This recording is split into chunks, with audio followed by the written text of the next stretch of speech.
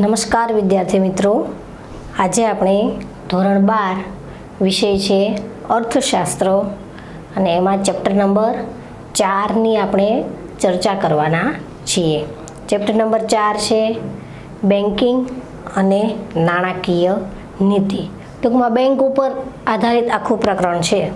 એકદમ સરળ છે. બેંક વિશેની થોડી ઘણી માહિતી પણ તમે ધોરણ 11માં મેળવી ચૂક્યા છો, એટલે અહીંયા વધારે કંઈ સમજાવવાની જરૂર નથી. પણ છતાં તમારા પાઠ્યપુસ્તકમાં બેંકનો ઉદ્ભવ અને વિકાસ, બેંક ક્યારથી અસ્તિત્વમાં આવી, ક્યારે શરૂ થઈ, એ બધી જ બાબતો છે આપણે આજે એની ચર્ચા કરીશું. પણ બેંકનો અર્થ શું છે તે પણ આપણે જોઈશું. બેંકનો અર્થ જોતા પહેલાં હવે આપણે પહેલાં બેંક કેવી રીતે અસ્તિત્વમાં આવી, એની સ્થાપના ક્યારે થઈ, કેવી રીતે શરૂ થઈ. તો બેંક શબ્દ છે અંગ્રેજી ભાષામાં બેંક એ અંગ્રેજી શબ્દ છે. અંગ્રેજી ભાષામાં બેંક શબ્દનો અર્થ જથ્થો કે સમૂહ એવો થાય છે. કેવો થાય છે? જથ્થો અથવા તો સમૂહ, એક સાથે બધું ભેગું હોય તે. સંસ્કૃત ભાષામાં બેંકને મળતો શબ્દ ભાંડ છે. શું છે? ભાંડ. MCQમાં આ સવાલ પૂછાય છે, સંસ્કૃત ભાષામાં બેંકને મળતો શબ્દ કયો? તો શું આવશે? ભાંડ. બેંકને મળતો શબ્દ ભાંડ છે. કઈ ભાષામાં? સંસ્કૃત ભાષામાં. કારણ કે બેંક એક મૂળ તો અંગ્રેજી શબ્દ જ છે, એનો અર્થ શું થશે? જથ્થો અથવા તો સમૂહ. અને સંસ્કૃત ભાષામાં તેને ભાંડ કહેવામાં આવે. ફ્રાન્સ અને ઇટાલીના બે શબ્દો આપણે જોઈએ છીએ. મોટા ભાગના અંગ્રેજી શબ્દો છે ને ફ્રાન્સ અને ઇટાલીના શબ્દો પરથી ઉતરી આવેલા છે. એટલે કે ફ્રાન્સ અને ઇટાલીના બે શબ્દો બેંક અને બેન્ક્યુ, આ બે શબ્દો પરથી આ બેંક શબ્દ ઉતરી આવ્યો છે.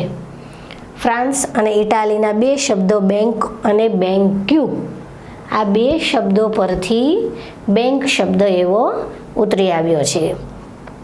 યુરોપમાં પ્રાચીન સમયમાં યુરોપના દેશોમાં જે શરાફો હતા, શરાફો કોને કહેવાય?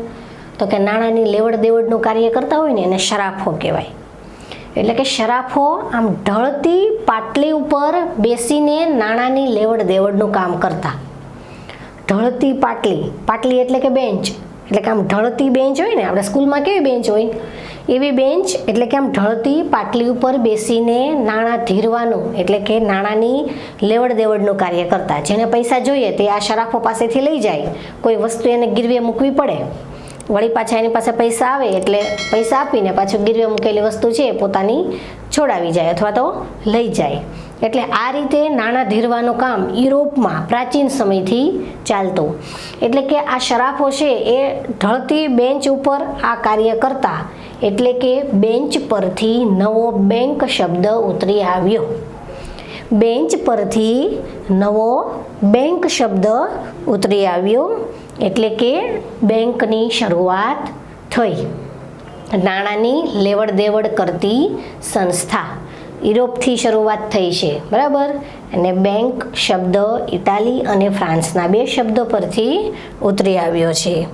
વિશ્વની સૌપ્રથમ બેંક, વિશ્વની વાત છે, વિશ્વની સૌપ્રથમ બેંક ઈસવીસન 1401માં, ક્યારે? 1401માં સ્પેનમાં સ્થપાઈ. કયા દેશમાં? સ્પેન. એક માર્કમાં સવાલ પૂછાય છે. સવાલ એવો પૂછાય, વિશ્વની સૌપ્રથમ બેંક ક્યારે અને ક્યાં સ્થપાઈ? તો વિશ્વની સૌપ્રથમ બેંક ઈસવીસન 1401માં સ્પેનમાં સ્થપાઈ. ક્યાં શરૂ થઈ? સ્પેનમાં. 1401 ઈસવીસન ખાસ યાદ રાખવાની છે, 1401. હવે આપણે જોઈએ બેંકનો અર્થ.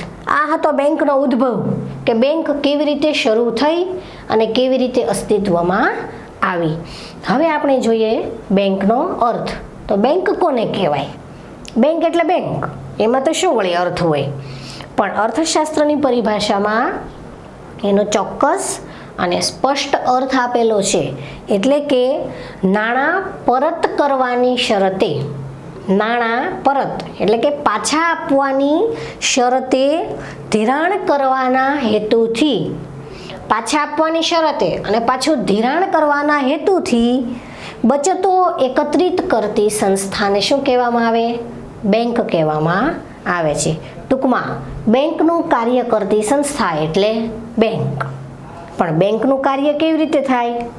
તો કે નાણાં પરત કરવાની શરતે ધિરાણ આપવાના હેતુથી બચતો એકત્રિત કરતી સંસ્થા એટલે બેંક. અહીંયા 3 શબ્દો મેન યાદ રાખવાના છે. તો કે એક તો નાણાં પરત કરવાની શરતે, બીજો શબ્દ ધિરાણ અને ત્રીજો શબ્દ બચત. આ 3 શબ્દો યાદ રાખો એટલે તમને આખો બેંકનો અર્થ છે એ સરળતાથી તમને યાદ રહી જાય. નાણાં પરત કરવાની શરતે ધિરાણ આપવાના હેતુથી બચતો એકત્રિત કરતી સંસ્થા એટલે બેંક. બેંક શું કામ કરે? લોકોની બચતો એકત્રિત કરે. કારણ કે આપણે ક્યારે બેંક પાસે જઈએ? કે જ્યારે આપણે કાં તો આપણા પૈસા, આપણી બચત છે તે બેંકમાં જમા કરવા માટે જઈએ, કાં તો શા માટે જઈએ? બેંકમાંથી પૈસા લેવા માટે જઈએ. જો આપણને જરૂર હોય ત્યારે આપણે લઈ શકીએ છીએ. ટૂંકમાં નાણાંની લેવડ દેવડનું કાર્ય કરતી સંસ્થા એટલે બેંક. એકદમ સરળ અને સ્પષ્ટ અર્થ છે બેંકનો. બેંક એટલે બેંકનું કાર્ય કરતી સંસ્થા. સાવ સામાન્ય અર્થ. પણ બેંક કેવું કાર્ય કરશે?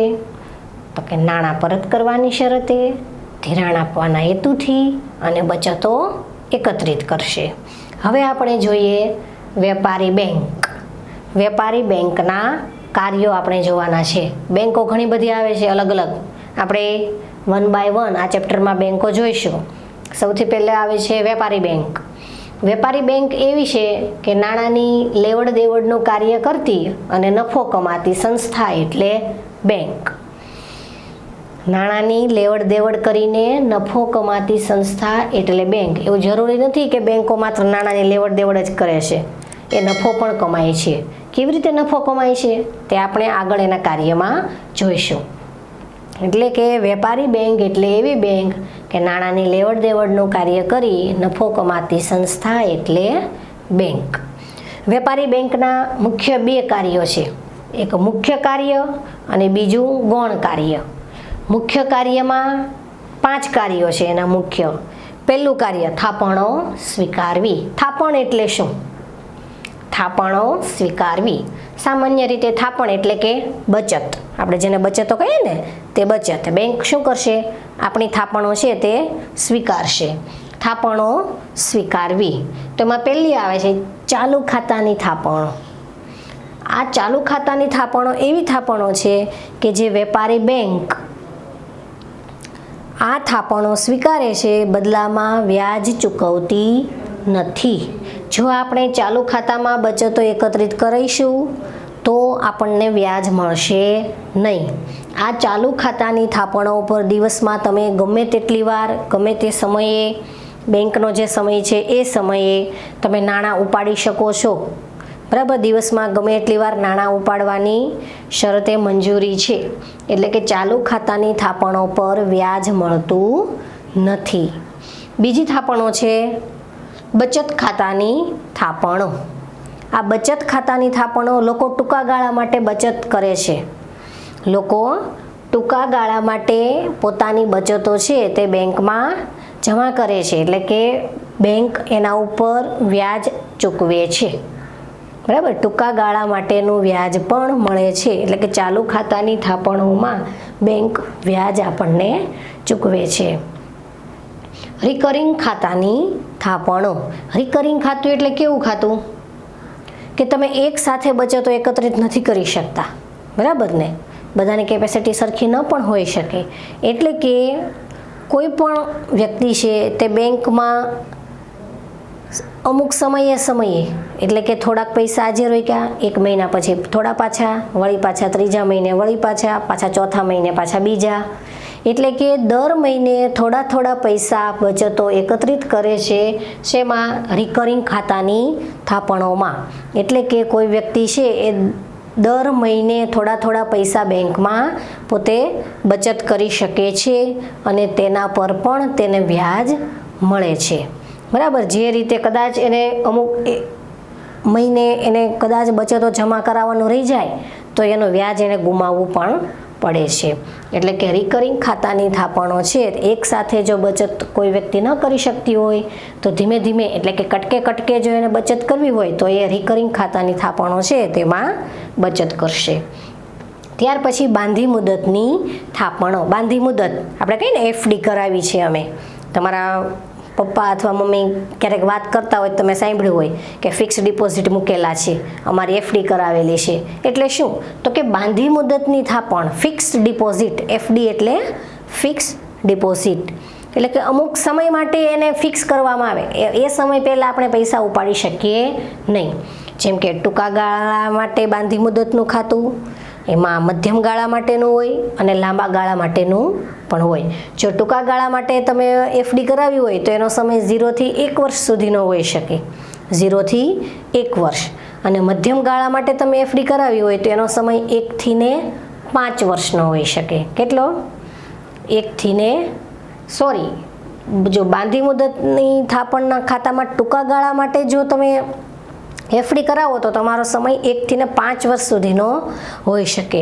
મધ્યમ ગાળા માટે તો કે 5 થી 15 વર્ષ સુધી, અને લાંબા ગાળા માટે તમે એફડી કરાવો તો 15 વર્ષથી વધારે સમય હોઈ શકે. એટલે બાંધી મુદતની થાપણો છે ટૂંકા ગાળા માટે પણ એફડી થાય, મધ્યમ ગાળા માટે પણ થાય અને લાંબા ગાળા માટે પણ થાય. અને એના ઉપર જે તે સમયે વ્યાજ ચૂકવાતું હોય એ વ્યાજ પણ વ્યક્તિને મળવાપાત્ર હોય છે. વેપારી બેંકનું પહેલું કાર્ય થાપણો સ્વીકારવી. એમાં ચાલુ ખાતાની થાપણો, બચત ખાતાની થાપણો, રિકરિંગ ખાતાની થાપણો અને બાંધી મુદતની થાપણો. આ 4 થાપણો એમાં આવે. થાપણો સ્વીકારવાનું કામ બેંક કરે, બદલામાં વ્યાજની ચૂકવણી કરે. ત્યાર પછી વેપારી બેંકના મુખ્ય કાર્યમાં બીજું કાર્ય આવે છે ધિરાણની સવલતો પૂરી પાડવી. ધિરાણ આપણે કીધું ને, બેંક લેવડ દેવડનું કાર્ય કરે છે. લે એટલે તો કે વ્યક્તિના પૈસા છે એ લે, પાછા દે એટલે કોને દે? તો કે ધિરાણ કરે. જેને જરૂર હોય તે બેંક પાસેથી લે. આપણે કહીએ ને બેંકમાંથી લોન લીધી છે, હોમ લોન માટે હોય, કોઈ ધંધા માટે લે, કોઈ બીજા કાર્યો માટે લે. એટલે કે ધિરાણની સવલતો પૂરી પાડે છે બેંક. બદલામાં બેંક શું કરે છે? વ્યાજની વસૂલાત પણ કરે છે. પૈસા આપણને ધિરાણની સવલતો પૂરી પાડે છે તો એના માટે અમુક ટકા આપણે વ્યાજ પણ બેંકને ચૂકવવું પડે. એટલે કે ધિરાણની સવલતો બેંક પૂરી પાડે છે. જે વ્યક્તિને નાણાંની જરૂર હોય તે બેંક પાસે જઈને લોન કરાવી શકે છે. એના માટેની અમુક કાર્યવાહી કરવાની હોય તો એ કાર્યવાહી કરીને પણ આ ધિરાણની સવલતો છે એ વેપારી બેંક પૂરી પાડે છે. બદલામાં વ્યાજની ચૂકવણી કરે છે અને જે એને વ્યાજ મળે તે બેંકનો નફો છે.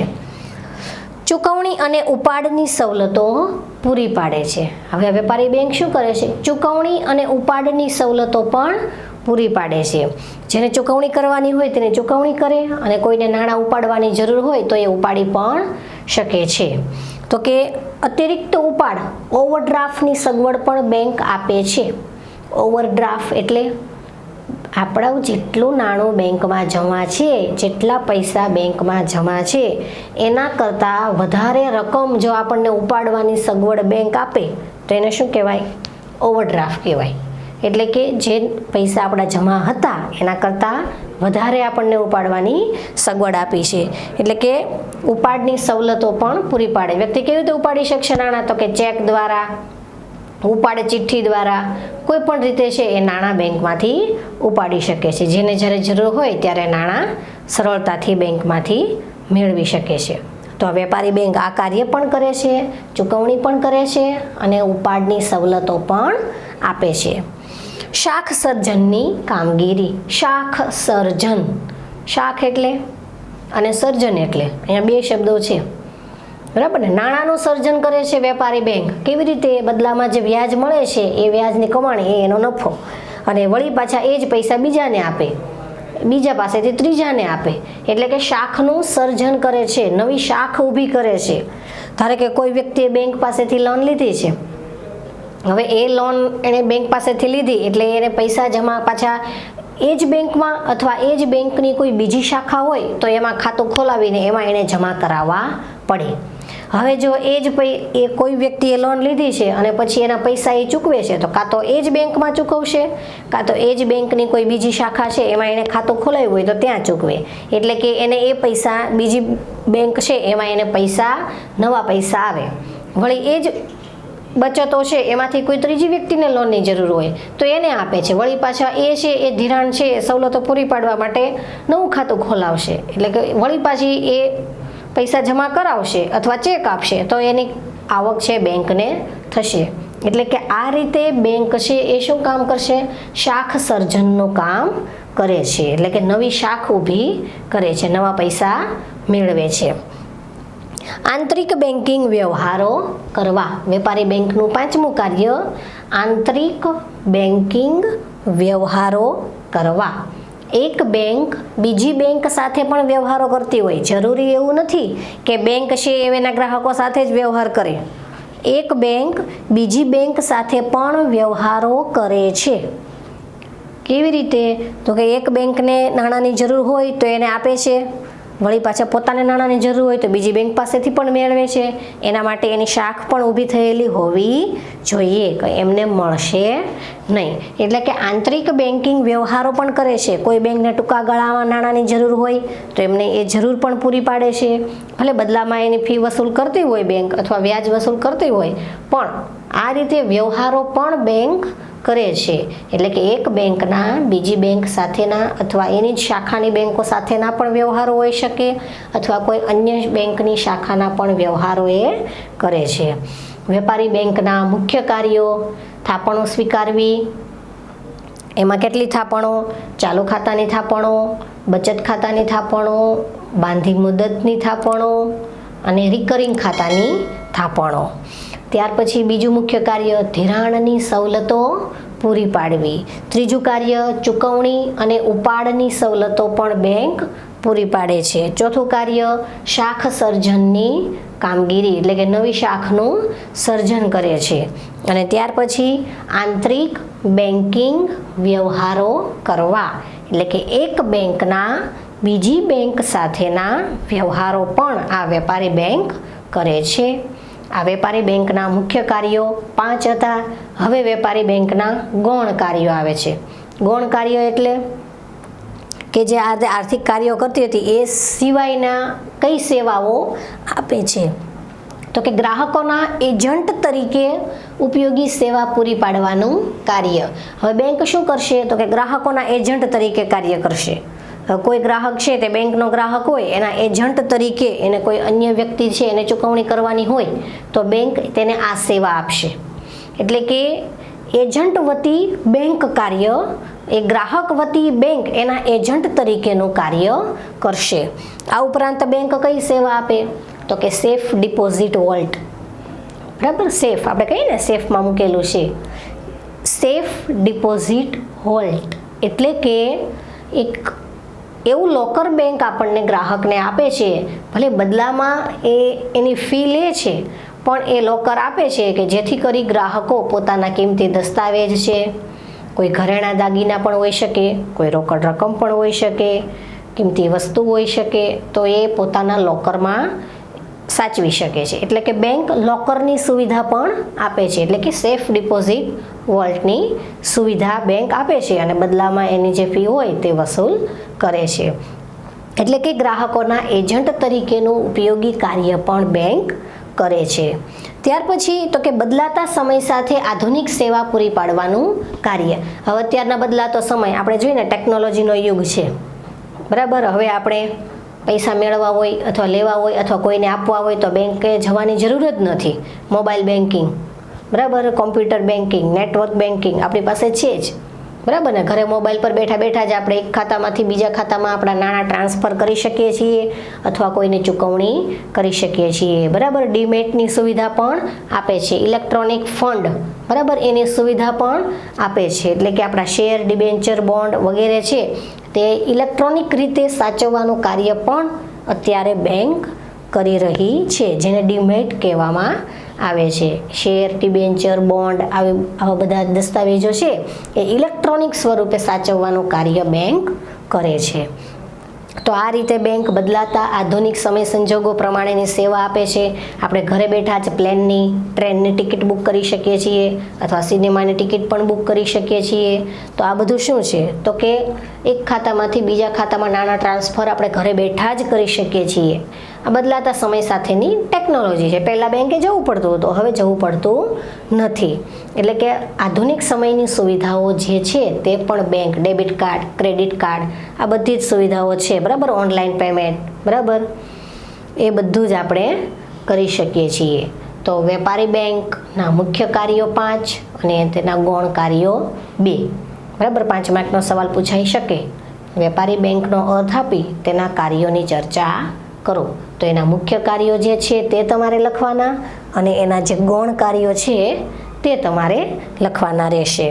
આજે આપણે ચેપ્ટર 4 બેન્કિંગ અને નાણાકીય નીતિ, તેમાં બેંકનો ઉદ્ભવ અને વિકાસ, બેંકનો અર્થ અને વેપારી બેંકના કાર્યો છે તેની આપણે ચર્ચા કરી છે.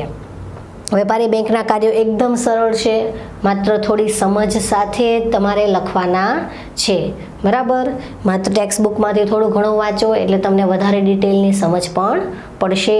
આ બેંકનો ખ્યાલ છે એ ધોરણ 11માં આવી જ ગયો છે. અહીંયા વધારે ડિટેલમાં સમજાવવાની જરૂર નથી, કારણ કે આ બધું ધોરણ 11માં આવતું જ હતું, બરાબર. અહીંયા થોડુંક વધારે ડીપમાં આપેલું છે, જે માટે તમારે ટેક્સ્ટ બુક વાંચવી પડશે. ઓકે વિદ્યાર્થી મિત્રો, તો આજે આપણે બેંકનો અર્થ અને વેપારી બેંકના કાર્યોની ચર્ચા કરી. Okay, thank you.